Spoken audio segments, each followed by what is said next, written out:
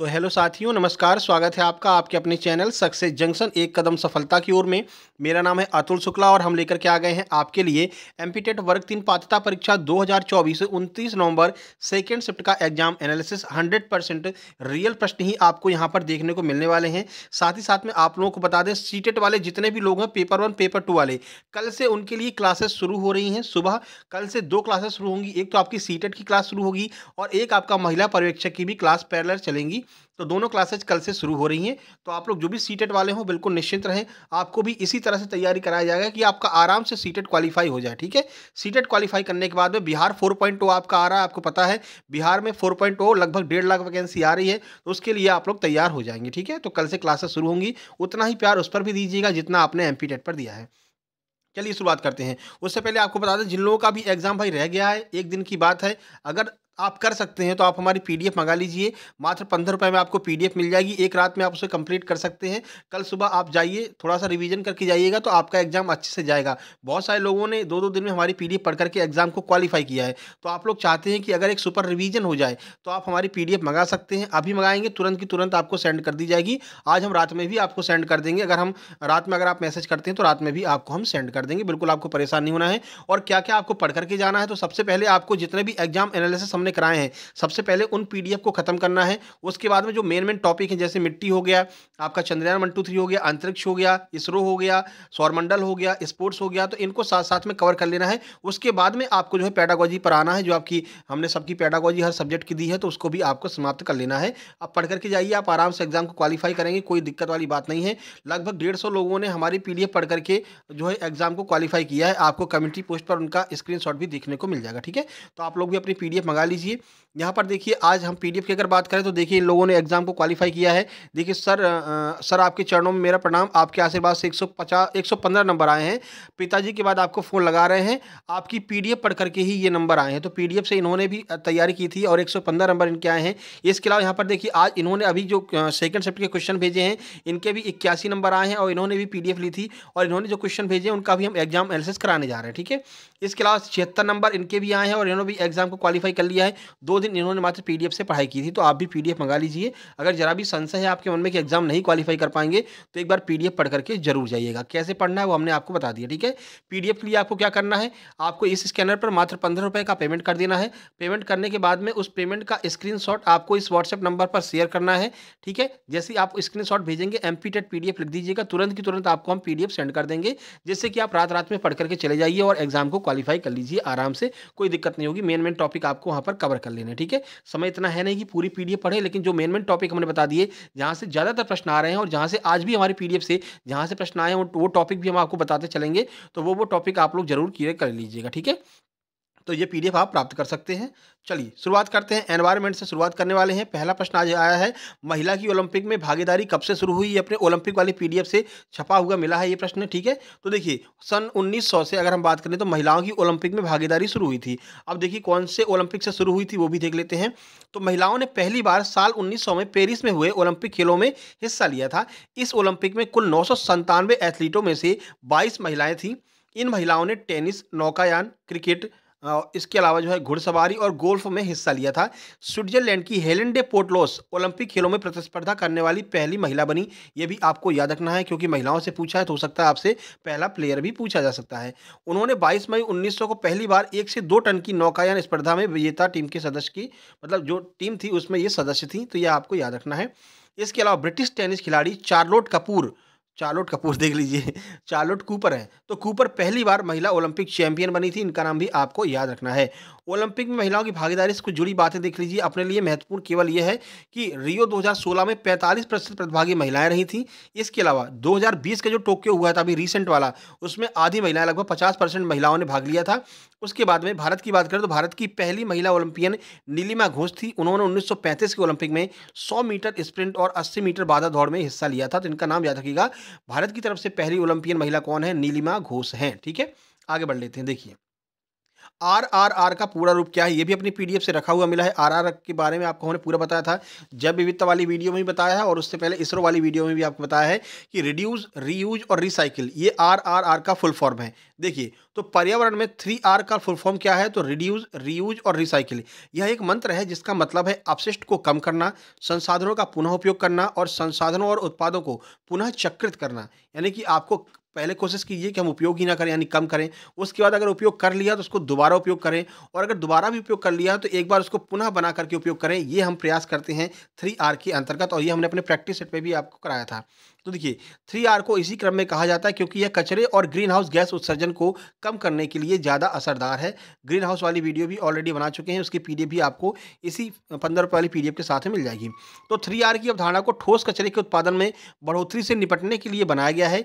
विशेषज्ञ भी अब इस ट्रिपल आर फॉर्मूले को अपनाने पर जोर दे रहे हैं।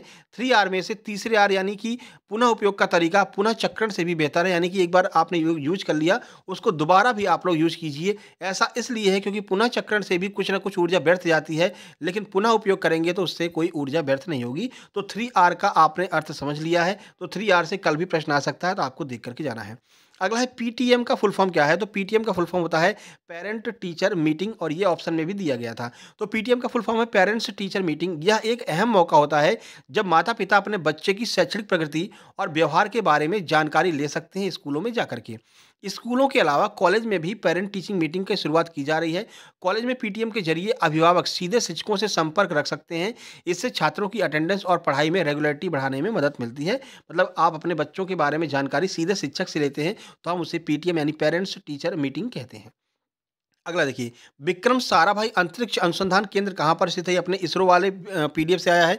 इसरो और अंतरिक्ष एक साथ में कराया है, वहाँ से ये प्रश्न बना है। तो तिरुवनंतपुरम में स्थित है विक्रम साराभाई अंतरिक्ष अनुसंधान केंद्र। देखिए, तो विक्रम साराभाई अंतरिक्ष अनुसंधान केंद्र इसरो का सबसे बड़ा एवं सर्वाधिक महत्वपूर्ण केंद्र है। यह तिरुवनंतपुरम में स्थित है। यहाँ पर रॉकेट, प्रक्षेपण यान और कृत्रिम उपग्रहों का निर्माण एवं उनसे संबंधित तकनीकी का विकास किया जाता है। तिरुवनंतपुरम में है, याद रखना है। केंद्र की शुरुआत कब की गई थी, तो केंद्र की शुरुआत थुम्बा भूमध्यरेखी रॉकेट प्रक्षेपण केंद्र के नाम से 1963 में हुई थी, और केंद्र का पुनः नामकरण भारतीय अंतरिक्ष कार्यक्रम के जनक डॉक्टर विक्रम साराभाई के सम्मान में किया गया था। और ये अपनी इसरो वाली पीडीएफ से यहाँ पर सीधा छपा हुआ मिल गया है। तो इसरो वगैरह जो मेन मेन पीडीएफ है उनको आपको जरूर पढ़ करके जाना है। आगे बढ़ते हैं। देखिए, तो भारतीय वनों का सर्वेक्षण कितने वर्ष के अंतराल पर किया जाता है, ऑप्शन में थे 5, 3, 2, 1। तो 2 वर्ष के अंतराल पर भारतीय वनों का सर्वेक्षण किया जाता है।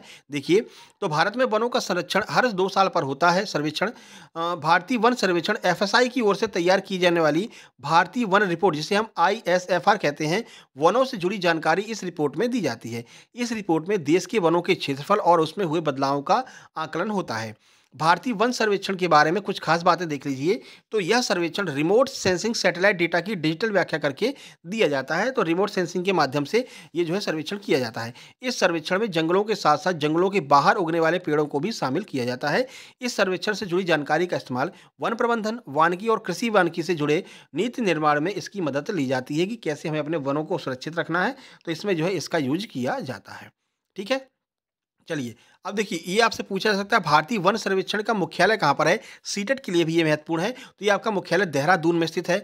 1987 से अब तक 16 भारत वन रिपोर्ट जो है प्रकाशित की जा चुकी हैं। 2024 तक 16 जो है वन रिपोर्ट प्रकाशित की जा चुकी हैं। ये भी आपको याद रखना है।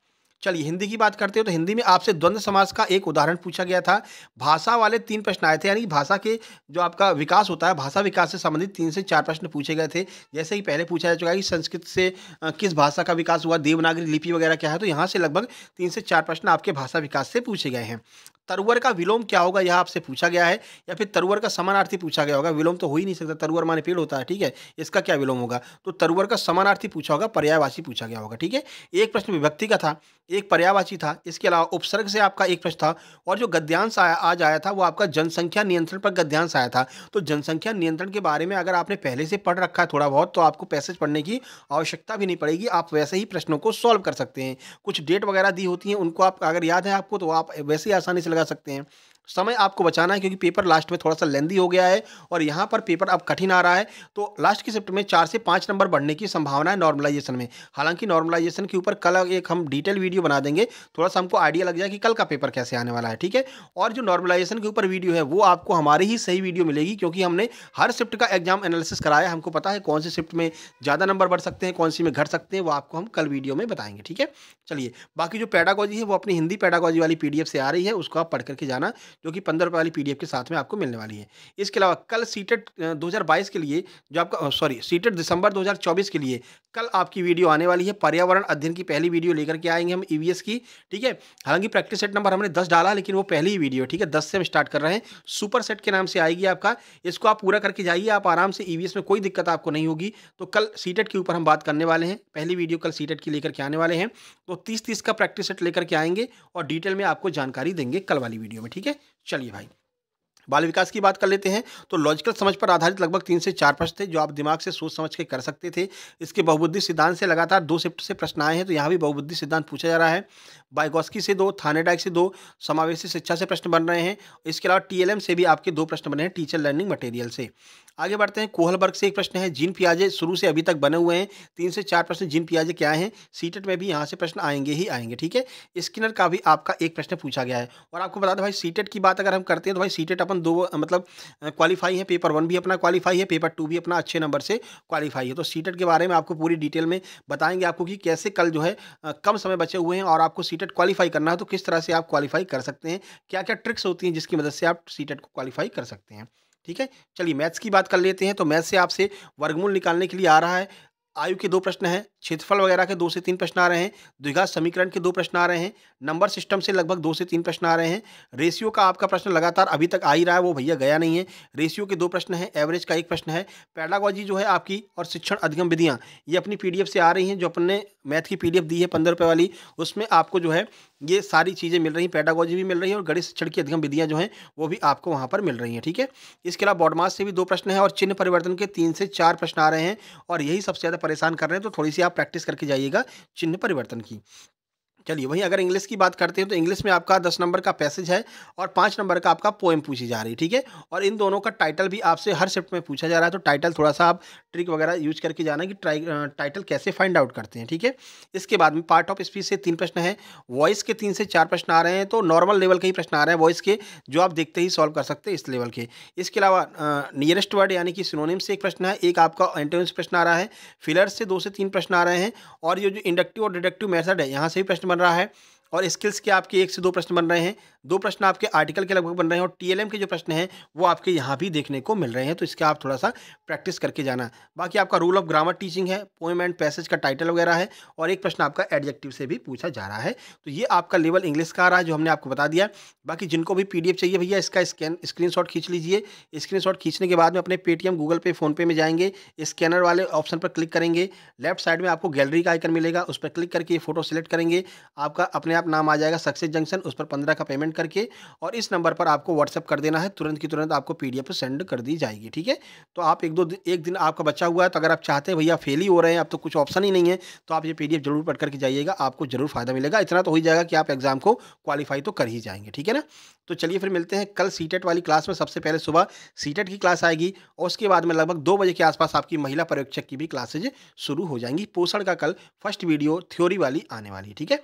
तो चलिए मिलते हैं, नीचे टेलीग्राम चैनल की लिंक दी गई है, उसको भी आपको ज्वाइन कर लेना है। वहाँ पर भी आपको जो है सीटेट से रिलेटेड मैटर और महिला परीक्षा का मैटर आपको वहाँ पर मिलता रहेगा, ठीक है। चलिए फिर मिलते हैं नेक्स्ट वीडियो में कल सुबह, तब तक के लिए नमस्कार, धन्यवाद।